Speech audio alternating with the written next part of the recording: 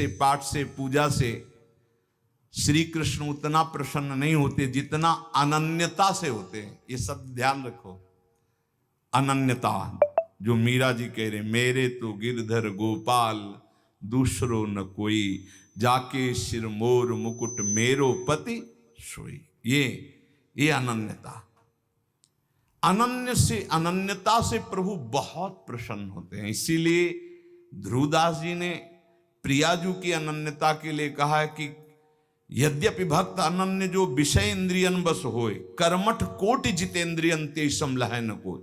जो प्रियाजू का अनन्य हो गया, यद्यपि वो जितेंद्री नहीं है, पर वो करोड़ों जितेंद्रिय, करोड़ों कर्मकांडी से भी बढ़कर है, क्योंकि उसने प्रियाजू की अनन्यता ले ली, हमारे माई श्यामाजू को राज अंदर से। यही अनन्यता उसको निर्विकार करके प्रेम भक्ति में डुबो देगी। प्रेम भक्ति के बिना संसार का आकर्षण नष्ट नहीं होता। श्री कृष्ण जब कृपा करते हैं तो किसी को सखा बना लेते हैं, किसी को अपनी प्यारी गोपी बना लेते हैं, अपनी नित्य लीला में सम्मिलित कर देते हैं, किसी को सखी बना लेते हैं। पुरुषार्थ से कोई भगवान की लीला में प्रवेश नहीं कर सकता, अभिमान से कोई भगवान को प्राप्त नहीं कर सकता। जो अनन्य हो गया वो दीन हो गया, जो निराश्रित हो गया वो आश्रित हो गया। यहां निराश्रित का है, रुपये का आश्रय, शरीर का आश्रय, संबंधियों का आश्रय, बुद्धि का आश्रय, भगवत आश्रय कहां है?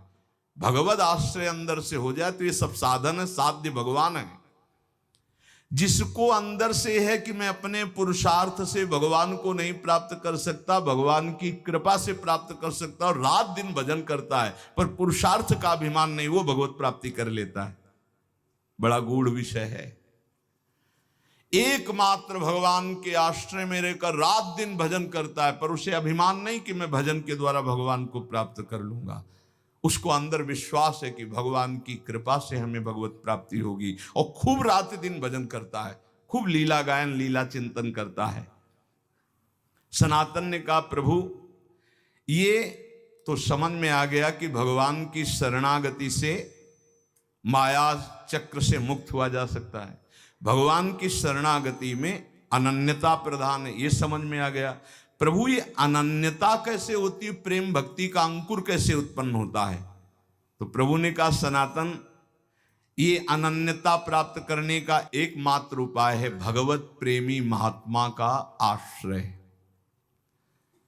जैसे परमहंस शिरोमणि जड़ भरत जी ने राजा रहुगण से कहा, जब रहुगण को उपदेश किया तो उन्होंने कहा ये भागवत धर्म, ये ब्रह्मबोध कैसे प्राप्त होगा, उपाय क्या है? तो कहा, रहुगणै तत्तपसा नयाति न चेद्यया निरूपणात् गृहाद्वा न छंदसा नैव जलाग्निसूर्यैर् विना महत्पाद रजोभिषेकम। जड़ भरत जी ने कहा, रहुगण ये जो हम तुम्हें उपदेश कर रहे हैं ये तपस्या से नहीं प्राप्त होता, यज्ञ करने से नहीं, दान करने से नहीं, घर द्वार छोड़ने से नहीं, वेदों के पाठ से नहीं, जल अग्नि या सूर्य के सेवन से नहीं। इसकी प्राप्ति का एकमात्र उपाय है भगवत प्राप्त, भगवत प्रेमी महात्मा की चरण रज का सेवन। चरण रज का सेवन होता है उनकी आज्ञा में रहना। एकमात्र ये उपाय है प्रभु के अनन्य होने का और प्रभु की प्रेम लक्षणा भक्ति का अंकुरण हृदय में होने का। बिना भगवत प्रेमी महात्मा के भगवत प्रेम प्रकट हो ही नहीं सकता। रेमन रसिकन संग बिन रंच न उपजय प्रेम।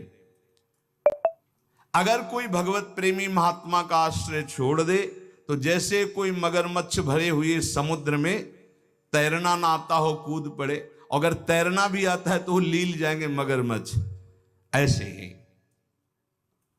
हे सनातन, नैषां मतिस्तावदुरुक्रमांघ्रिं स्पृशत्यनर्थापगमो यदर्थः महीयसां पादरजोभिषेकं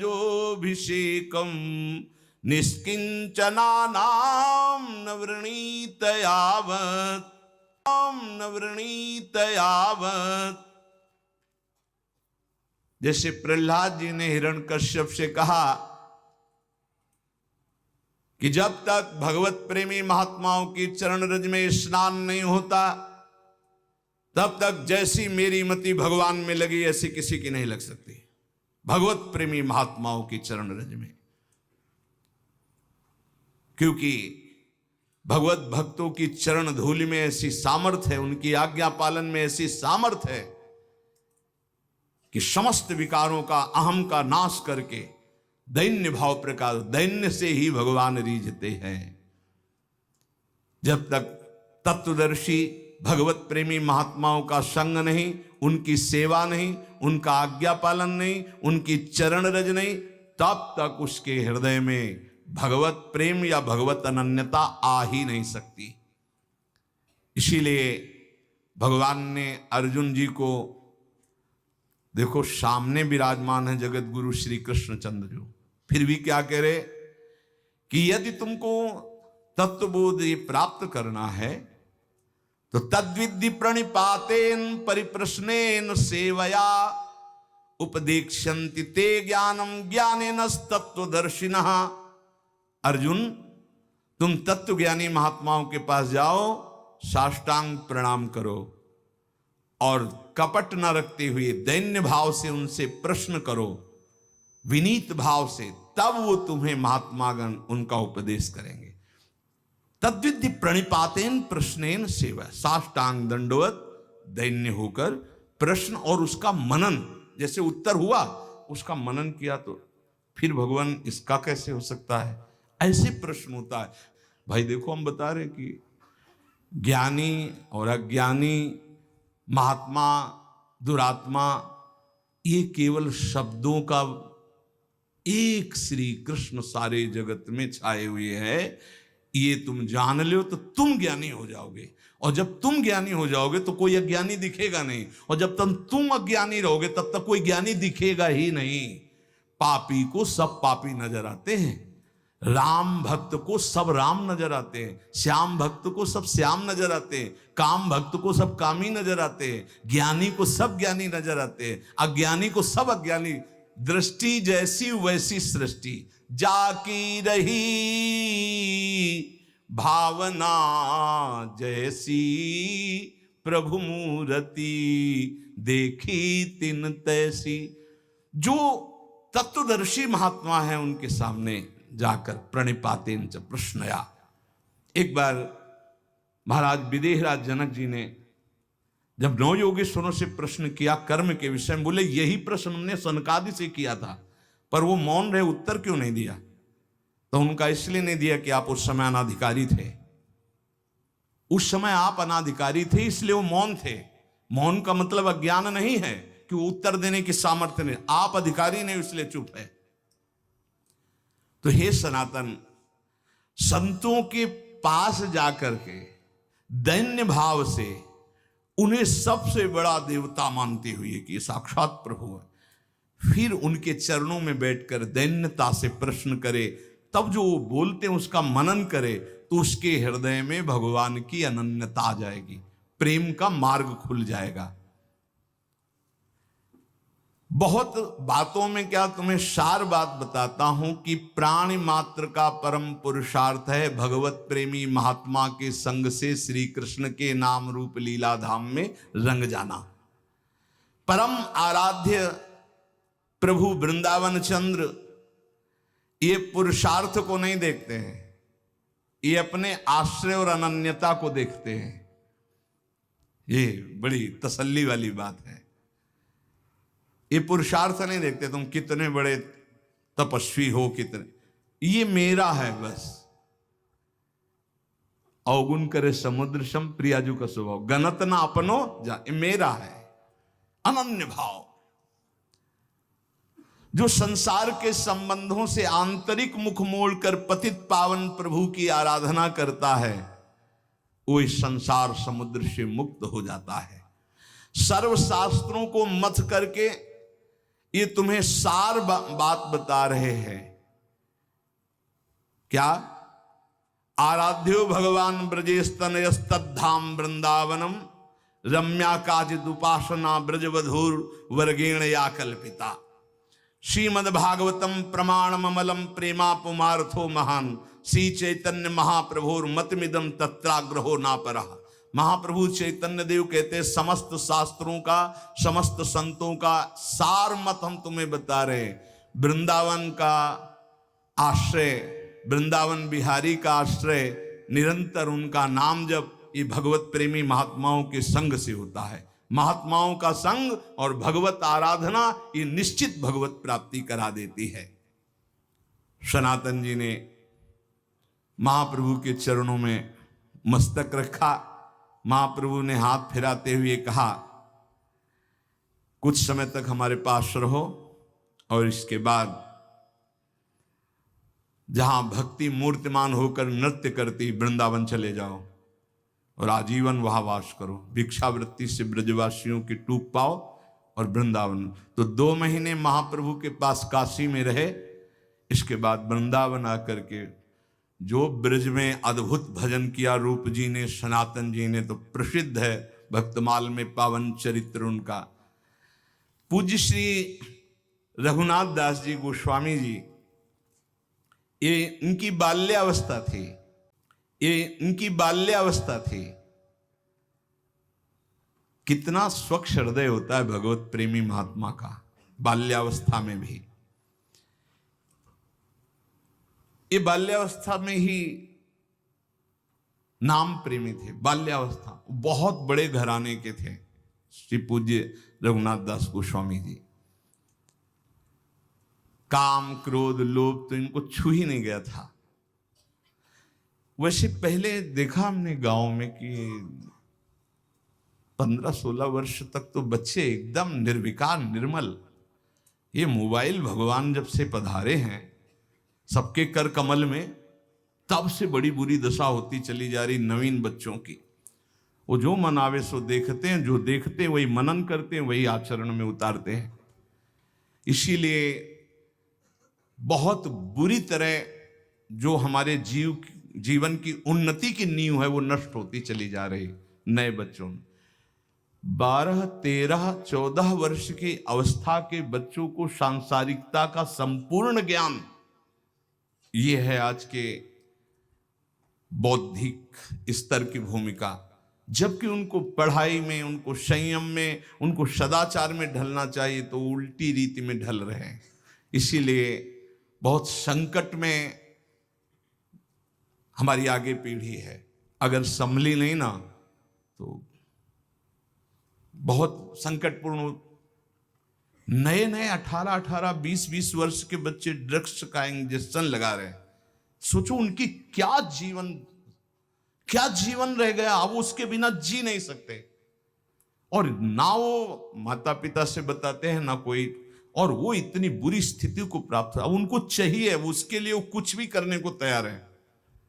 पहले उनको दोस्तों ने फ्री चखाया, फिर धीरे धीरे वो व्यसनी बन गए। फिर आज समाज में बहुत ये व्यसन, व्यभिचार, छल कपट मानो एक तांडव कर रहा है और उसे सुख माना जाता है, उसे उन्नति मानी जाती है। पर निर्मलता उन्नति है, निष्कामता उन्नति है, ये लोग नहीं समझ पा रहे। श्री रघुनाथ दास गोस्वामी जी का हृदय बचपन से ही बहुत ही शांत स्वभाव का। उनके घर में भी ठाकुर जी विराजमान थे। जैसे पूजा गृह होते तो बचपन में ही ठाकुर जी के सामने बैठ जाते, वो मानो भगवान से बात करते, परम पावन प्रभु से बात करते, प्रभु के चरण स्पर्श करते जो छवि में, और उनका नाम कीर्तन करते। ये होता है। पूर्व का कोई ऐसा भजन होता है जो बचपन में अपना रंग दिखाता है, जो भगवान कहते हैं जैसे मेरा भक्त है नामे भक्ता प्रणश्यति। एक जन्म में भगवत प्राप्ति वाली बात नहीं बन पाई तो फिर अगला जन्म महाभागवत का देते हैं। वो ऐसा जन्म देते हैं बचपन से भगवान का भजन, भगवान का मार्ग का अनुसरण। ये महाभागवत है श्री पूज्य रघुनाथ दास गोस्वामी जी। अभी तक इनके हृदय में किसी भी बात का आकर्षण नहीं था। जिसके हृदय में किसी बात का आकर्षण नहीं होता, उनको आकर्षण करने के लिए माया नहीं, भगवान के प्रेमी महात्मा जन पधारते हैं।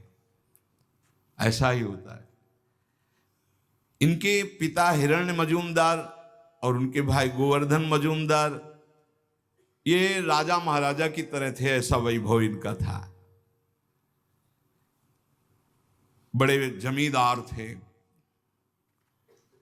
और बहुत ही बादशाह की तरफ से इनको सुविधाएं मिली हुई थी, स्वयं राजा महाराजा की तरह थे। अगर गंगा जी भी आचमन करने जाना है रघुनाथ दास गोस्वामी जी को, तो 4 बेतधारी और पालकी पे बैठकर, बालक हैं 4 बेतधारी इधर उधर चल रहे, पालकी से उतरे, गंगा जी का आचमन किया, पालकी में बैठे घर आए। ऐसा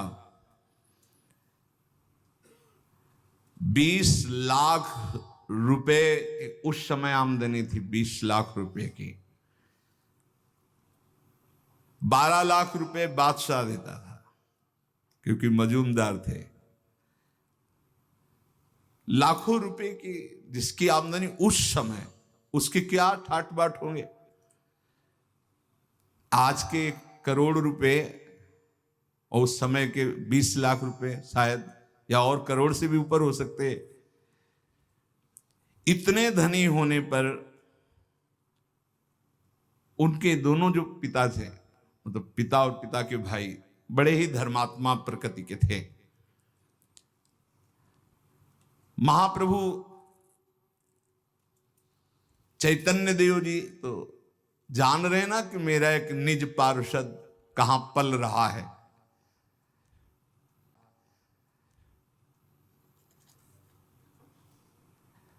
कभी कभी ठाकुर हरिदास जी जब उधर से जाते थे तो उनके यहां जाते थे, वो भक्तों का सम्मान करते थे।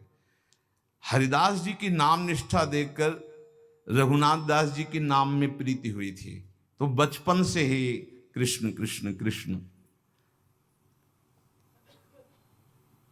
महात्मा रघुनाथ दास जी बाल्यावस्था में इतने तेजस्वी थे कि जो देखता वो लुभायमान हो जाता। लावण्य ऐसा, आकर्षण ऐसा, नाम जप का ऐसा, गंभीर स्वभाव, बहुत कम बोलना, ठीक किसी को उत्तर न देना, क्योंकि नाम जब छूट जाएगा अगर ठीक से ज्यादा बातचीत करेंगे। कम बात करना। बहुत अच्छे कृपा पात्र जन होते हैं जो ज्यादा बातचीत नहीं करते।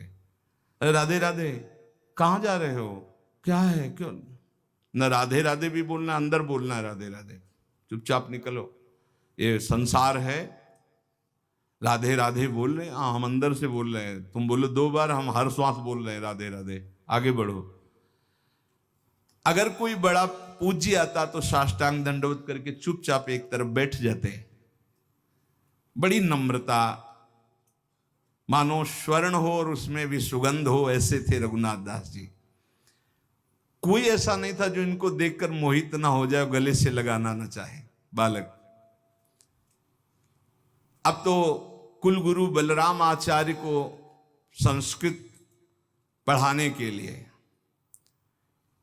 रघुनाथ दास जी अपनी जो ग्रंथ पोथी उनको लेकर आचार्य के घर जाते और पोथी रख देते। हरे कृष्ण कृष्ण कृष्ण कृष्ण। नाम में इतनी प्रीति, पढ़ने में रुचि नहीं होती कि इन सब का सार है नाम।